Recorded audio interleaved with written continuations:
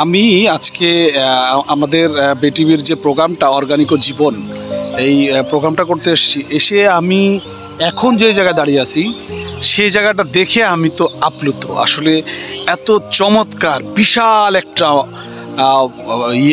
মাঠ, অর্থাৎ একে কি বলা হয়, মানে সরিষার ক্ষেত, মানে বিশাল, যেদিকে তাকায় সব সরিষার ক্ষেত।